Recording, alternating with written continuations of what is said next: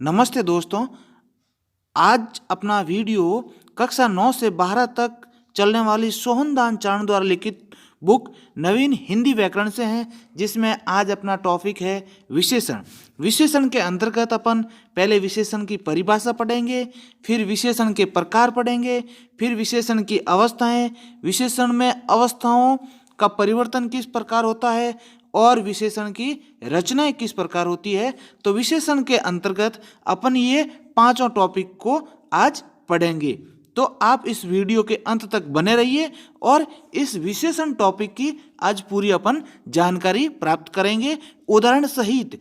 और जो एक कंपटीशन एग्जाम हो रहे हैं उसमें लगभग इसी बुक से सीधे के सीधे उदाहरण ही पूछे जाते हैं, प्रश्न लगभग इसी बुक से आते हैं। विशेषण से पहले अपन ने संज्ञा पढ़ ली है, सर्वनाम पढ़ लिया है और आज पढ़ते हैं विशेषण। तो सबसे पहले विशेषण की परिभाषा। विशेषण की परिभाषा क्या होगी कि वे शब्द जो किसी संज्ञा या सर्वनाम शब्द की विशेषता बताते हैं उन्हें विशेषण कहते हैं।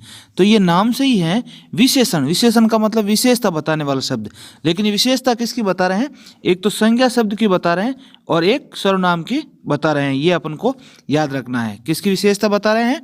एक तो संज्ञा शब्दों की और एक सर्वनाम की शब्दों की विशेषता बताने वाले शब्दों को क्या कहेंगे? विशेषण कहेंगे। जैसे नीला आकाश, यानी आकाश तो संज्ञा शब्द है और आकाश कैसा है? नीला। तो विशेषण क्या हो गया? नीला। यानी कोई भी शब्द जो विशेषता बता रहे हैं वो विशेषण कहलाएंगे। जैसे छोटी लड़की, दुबला आदमी। कुछ पुस्तकों में क्रमशः नीला, छोटा, छोटी, दुबला कुछ विशेषण हैं जो आकाश, लड़की, आदमी, पुस्तकें आदि संज्ञाओं की विशेषताओं का अपन को बोध कराते हैं। नेक्स्ट, अतः विशेषता बताने वाले शब्दों को विशेषण कहते हैं। ठीक है, जो शब्द हैं वो विशेषण कहलाते हैं। वहीं वह विशेषण पद जिस संज्ञा या सर्वनाम की विशेषता बताते हैं उसे विशेष्य कहते हैं। ठीक है, दो शब्द हैं अपने पास, एक तो विशेषण और दूसरा है विशेष्य। विशेषण तो जो शब्द विशेषता बता रहे हैं वो होंगे विशेषण, और जिसकी विशेषता बताई जा रही है वो होगा विशेष्य। ये दोनों याद रखना है आपको, एक तो विशेषण और एक विशेष्य। उक्त उदाहरणों में आकाश, लड़की, आदमी, पुस्तकें विशेष्य कहलाएंगे और इनके जो विशेषता बताई जा रही है वो विशेषण होता है। अब देखिए विशेषण के प्रकार। विशेषण मुख्यतः 5 प्रकार के होते हैं। ये आपको विशेष याद रखना है कि विशेषण के कितने प्रकार होते हैं? 5 प्रकार होते हैं। नेक्स्ट, पहला प्रकार है गुणवाचक विशेषण। कैसा विशेषण है? गुणवाचक। वे शब्द जो किसी संज्ञा या सर्वनाम के गुण, दोष, रूप, रंग, आकार, स्वभाव, दशा आदि का बोध कराते हैं उन्हें गुणवाचक विशेषण कहते हैं। तो देखिए गुणवाचक में क्या क्या शामिल होगा? गुण होगा, दोष होगा, रूप और रंग, आकार, स्वभाव और दशा। ये 4 और 3 7 शब्द हो गए। 7 शब्दों का बोध कराते हैं वो गुणवाचक विशेषण कहलाते हैं।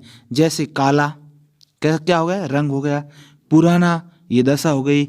भला ये स्वभाव हो गया। छोटा आकार हो गया। मीठा क्या हो गया?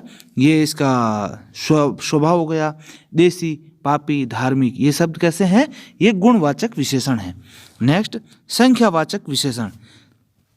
दूसरा अपना है संख्यावाचक विशेषण। वे विशेषण जो किसी संज्ञा सर्वनाम की निश्चित, अनिश्चित संख्या, क्रम या गणना का बोध कराते हैं उन्हें संख्यावाचक विशेषण कहते हैं। ये भी 2 प्रकार के होते हैं, एक निश्चित संख्या का बोध कराते हैं, दूसरे अनिश्चित संख्या का बोध कराते हैं। जैसे निश्चित वाले 1, 2, 3, पहला, दूसरा, दुगुना, चौगुना, दोनों, तीनों, चारों। ये क्या है? ये निश्चित संख्यावाचक विशेषण है।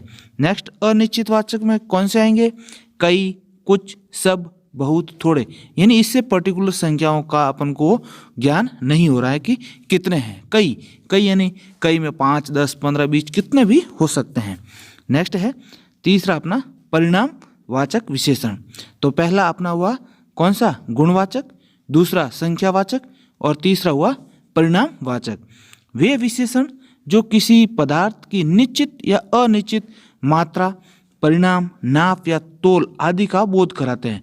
देखिए, संख्यावाचक में तो केवल संख्या का ही बोध हो रहा था, अब ये परिणाम यानी उसके परिमाण के बारे में हो रहा है, परिमाण मात्रा के बारे में, तो मात्राओं के बारे में है, तो उसका है परिमाणवाचक विशेषण।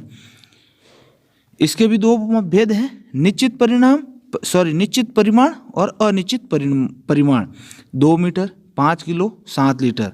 और अनिश्चित परिमाण में थोड़ा, बहुत, कम, ज़्यादा, अधिक, यानी कोई भी चीज़ या कोई भी वस्तु की मात्रा का बोध होता है वो तो होगा परिमाणवाचक, और संख्या का बोध होगा वो होगा संख्यावाचक। नेक्स्ट है संकेतवाचक विशेषण। वे सर्वनाम शब्द जो विशेषण के रूप में किसी संख्या या सर्वनाम की विशेषता बताते हैं उन्हें संकेतवाचक या सार्वनामिक विशेषण कहते हैं। संकेतवाचक या सार्वनामिक, ये नाम याद रखना है आपको। जैसे इस गेंद को मत फेंको, उस पुस्तक को पढ़ो, वह कौन गा रही है। वाक्यों में इस, उस और वह आदि संकेतवाचक विशेषण हैं। नेक्स्ट अपना 5वां है व्यक्तिवाचक विशेषण। वे विशेषण जो व्यक्तिवाचक संज्ञाओं से बनकर अन्य संज्ञा या सर्वनाम की विशेषता बतलाते हैं उन्हें व्यक्तिवाचक विशेषण कहते हैं। जैसे जोधपुरी जूती, बनारसी साड़ी, कश्मीरी सेव, बीकानेरी भुजिया, ये वाक्य उदाहरण है। वाक्यों में जोधपुरी, बनारसी, कश्मीरी, बीकानेरी शब्द व्यक्तिवाचक विशेषण है। कतिपय विद्वान एक और प्रकार विभागवाचक विशेषण का भी उल्लेख करते हैं, जैसे प्रत्येक, हर एक आदि। ये अपने हिंदी के सिलेबस के अकॉर्डिंग ये इनकी संख्याओं में काउंट नहीं होगा, लेकिन बताते हैं। तो अपन ने देखिए 5 विशेषण पढ़े हैं, विशेषण के 5 प्रकार पढ़े हैं। पहला है गुणवाचक, दूसरा संख्यावाचक, तीसरा परिमाणवाचक, चौथा संकेतवाचक और 5वां है व्यक्तिवाचक। ये 5 विशेषण हैं, ये आपको याद रखना है। अब विशेषण की अवस्थाएं आती है। क्या? विशेषण की अवस्थाएं, कि विशेषण की अवस्थाएं कौन कौन सी है। तो मुख्यतः विशेषण की तुलनात्मक स्थिति को अवस्था कहते हैं। ये याद रखना है कि विशेषण की अवस्था क्या है, तो उनकी तुलनात्मक स्थिति, उसको अवस्था कहेंगे। और ये अवस्थाएं 3 प्रकार की है। तो प्रकार तो हो गए विशेषण कितने प्रकार के? 5 प्रकार के। और इनकी अवस्थाएं कितनी हैं? अवस्थाएं हैं 3, इनको याद रखना है। पहली अवस्था मूलावस्था। मूल अवस्था कौन सी? मूल अवस्था, जिसमें किसी संज्ञा या सर्वनाम की सामान्य स्थिति का बोध होता है। मूल अवस्था का मतलब सामान्य स्थिति, ओरिजिनलिटी अपने को मालूम होती है। रहीम अच्छा लड़का है, ये एक ओरिजिनल वाक्य की तरह है, तो ये मूल अवस्था। नेक्स्ट उत्तरावस्था, जिसमें 2 संज्ञा या सर्वनाम की तुलना की जाती है। अशोक रहीम से अच्छा है, प्रशांत अभिषेक से श्रेष्ठतर है। तो ये उत्तरावस्था। मूल अवस्था में 1 है, उत्तरावस्था में कितना आ गए? 2 आ गए। और नेक्स्ट है उत्तमावस्था। उत्तमावस्था में 2 से अधिक हो जाएंगे, जिसमें 2 से अधिक संज्ञा या सर्वनामों की तुलना करके एक को सबसे अच्छा या सबसे बुरा बतलाया जाता है, वहाँ उत्तमावस्था होती है।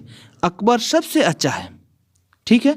और रजिया कक्षा में श्रेष्ठतम छात्रा है, यानी जितने भी छात्र हैं उन सब में से श्रेष्ठतम कौन है? रजिया, ठीक है। तो यानी जितने भी हैं उन सब में, तो देखिए 1, 2 और 2 से अधिक वाले में, तो जहाँ 1 की हो रही है वो तो मूल अवस्था, यानी 1 के बारे में विशेषता बताई जा रही है। जहाँ दोनों की तुलना करके विशेषता बताई जा रही है वो उत्तरावस्था, और जहाँ 2 से अधिक के बीच की तुलना की जा रही है वो उत्तमावस्था। अब अवस्था परिवर्तन, अब क्या है? विशेषण की अवस्थाओं का परिवर्तन कैसे होता है उसके बारे में थोड़ा अपन देख लेते हैं।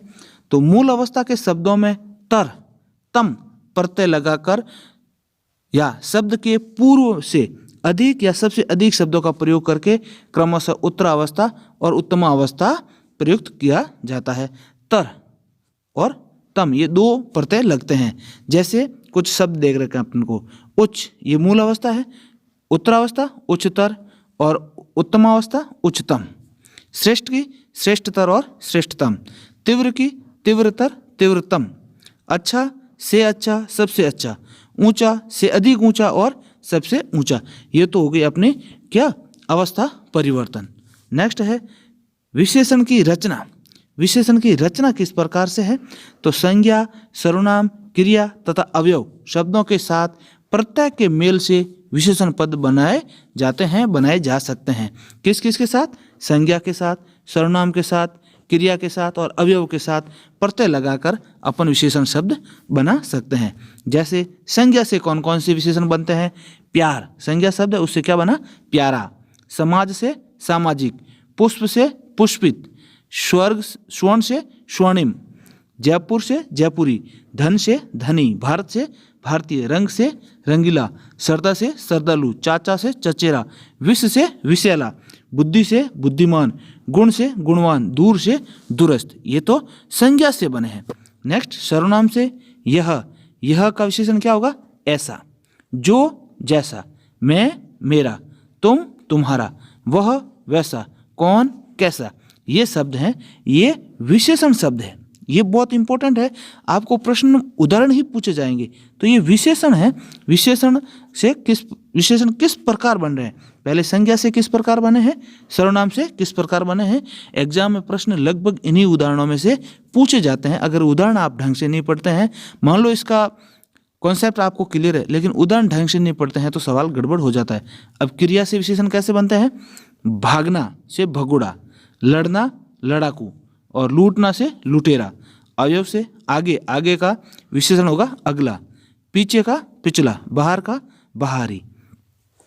तो ये हो गए विशेषण। तो एक बार थोड़ी सी विशेषण पे वापस नजर डाल देते हैं। विशेषण का अर्थ क्या है? वो शब्द जो संज्ञा और सर्वनाम की विशेषता बताते हैं वो विशेषण। पहले भरी भाषा हो गई। दूसरे प्रकार कितने हैं? 5 प्रकार। कौन कौन से? पहला गुणवाचक, दूसरा संख्यावाचक, तीसरा परिमाणवाचक, चौथा संकेतवाचक, पांचवा व्यक्तिवाचक। फिर अवस्थाएं, 3 अवस्थाएं, मूल अवस्था, उत्तरावस्था, उत्तमावस्था। फिर इसकी परिवर्तन, अवस्था परिवर्तन, मूल से उत्तरा से उत्तमावस्था। और विशेषण की रचना कैसे होती है? संज्ञा शब्दों से होती है, सर्वनाम शब्दों से होती है, क्रिया शब्दों से होती है और अवयव शब्दों से होती है। ओके, थैंक्स दोस्तों। ये वीडियो आपको कैसा लगा इसके बारे में आप कमेंट बॉक्स में कमेंट जरूर करें और अच्छा लगा तो अपने दोस्त